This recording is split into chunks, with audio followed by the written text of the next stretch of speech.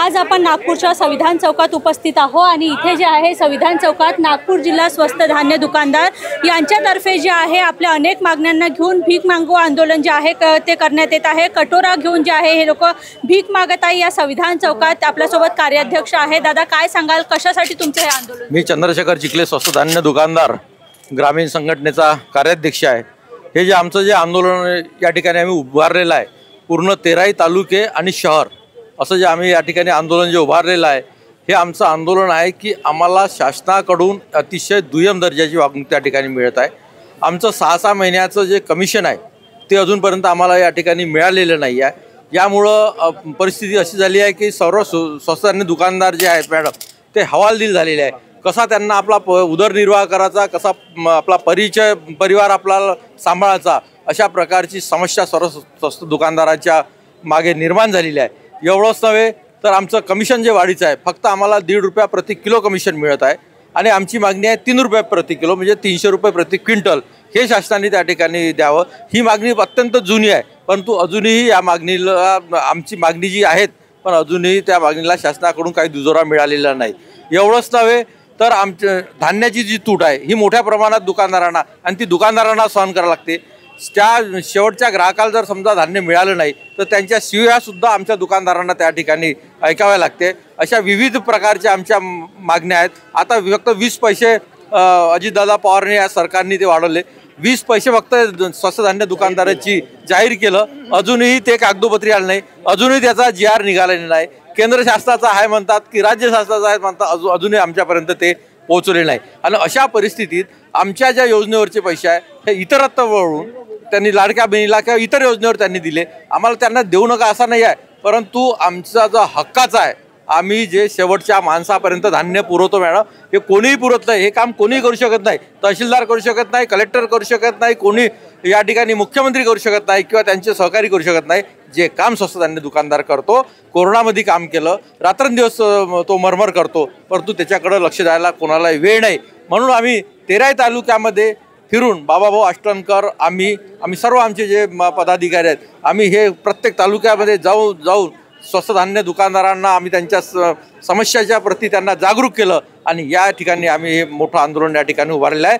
यापुढे जर 2 महिन्यामध्ये जर समजा आमच्या या मागण्या जर पूर्ण झाल्या नाही, अशा 11 विविध मागण्या आहेत, त्याचं तुम्हाला निवेदन आम्ही देणारच आहे। पण जर मंजूर झालेलं नाही तर आम्ही सपरिवार सर्व, मग ते 1400 दुकानदार आमच्या ग्रामीणचे असो किंवा 600-700 दुकानदार आपल्या 700 दुकानदार आमच्या शहरचे असो, हे सर्व मिळून या ठिकाणी आम्ही परत मोठं आंदोलन उभारल्याशिवाय राहणार नाही, असा आमचा सरकारला इशारा आहे। काय सांगाल, किती रुपये प्रति क्विंटल आतापर्यंत तुम्हाला मिळत आहे? काय तुमची मागणी आहे? कोविडमध्ये जसं आता आम्ही भाषणात ऐकलं की कोविडमध्ये तुम्ही ग्राहकापर्यंत धान्य पोहोचवण्याचं काम एक मोठा दुवा म्हणून तुम्ही केलेला आहे। काय तुमच्या मागण्या असेल आणि मागण्या पूर्ण झाल्या नाही तर नंतरचं तुमचं पाऊल काय असेल? सन 2013 मध्ये केंद्र सरकारने अन्न सुरक्षा विधेयक आणलं आणि ते 14 मध्ये सुरू झालं। दुर्दैवाने 19-20 मध्ये कोरोनाचा काळ आला। त्या कोरोनाच्या काळामध्ये आमचे प्रधानमंत्री सन्माननीय मोदी साहेब यांनी फ्रीचं धान्य वाटप सुरू केलं आणि 2017 मध्ये ई-पॉस मशीन्स आल्या। त्या मशीन जेव्हा स्वस्त धान्य दुकानदाराला देण्यात आल्या, त्या मशीन्सवरून आम्ही धान्य वाटप करत असतो। केंद्र सरकार आम्हाला 80 रुपये देत असते आणि राज्य सरकार 70 रुपये। हे तोडकं कमिशन, यामध्ये आमचा परिवार चालू शकत नाही। एखाद्या दुकानदाराकडे 200 कार्ड असेल, एखाद्याकडे 300 असेल, एखाद्याकडे 400 असेल, एखाद्याकडे 500 असेल, त्याचा जर हिशोब काढला तर त्याला 5 ते 6, 7,000, 8,000, 10,000पर्यंत फक्त कमिशन मिळतं। अनेक दुकानांचे दुकानदार जे आहेत त्यांच्या किरायाचे रूम आहे, इलेक्ट्रिकचे बिल द्यावं लागतं, मुलाबाळांचा शिक्षणाचा प्रश्न आहे, त्यांच्या परिवाराचा जीवन जगण्याचा प्रश्न आहे। इतक्या कमी तोडक्या अनुदानात किंवा कमिशनमध्ये आम्ही आमचा परिवार पोसू शकत नाही। म्हणून आमची मागणी आहे की आम्हाला 300 रुपये प्रति क्विंटल दरबाळ मिळाली पाहिजे। त्याचप्रमाणे आता गेल्या 6 महिन्याच्या काळात आम्हा लोकांना कमिशनचा 1 रुपयासुद्धा मिळालेला नाही।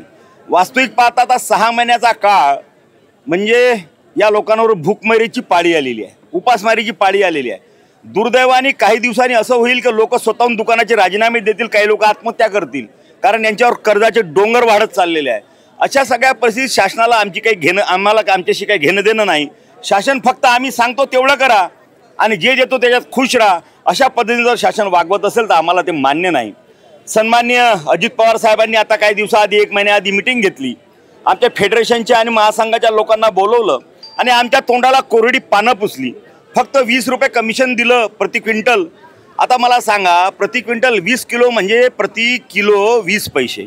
म्हणजे आमची किंमत अजित पवार साहेबांनी फक्त 20 पैसे किलोची केली. त्याचा आम्ही आधी निषेध करतो. आणि द्यायचं असेल तर 150 रुपये वाढवून द्या. 150 जुने आणि 150 नवीन ही आमची मागणी आहे प्रमुख. त्याचप्रमाणे धान्याच्या गोदाऊनमधून जे धान्य येतं ते शासनाच्या नियमाप्रमाणे 50 किलो 500 ग्राम असायला पाहिजे एका कट्ट्यामध्ये. परंतु त्या कट्ट्यामध्ये धान्य असतं 47 किलो, 48 किलो, 48.5 किलो अशी अनियमितता असते. आणि त्याच्यामुळे सांडणं आहे, उबळणं आहे, सगळं उंदरांचा त्रास आहे. त्याच्यामुळे धान्य आमचं खराब होतं.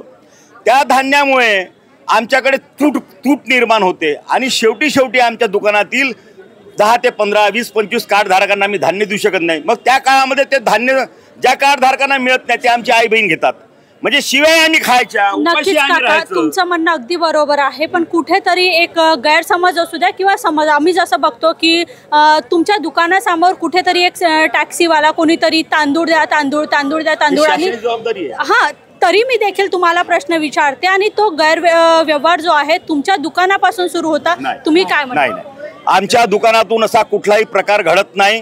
कारण आमच्या ई-पॉस मशीनवर जोपर्यंत कार्डधारकाचा अंगठा लागत नाही, अंगठा लागल्याशिवाय त्याचं बिल निघत नाही. त्याला जेवढं धान्य त्या मशीनमध्ये येतं बिलामध्ये ते धान्य आम्हाला द्यावंच लागते, नाही तर तो दुकानदाराशी तो भांडतो.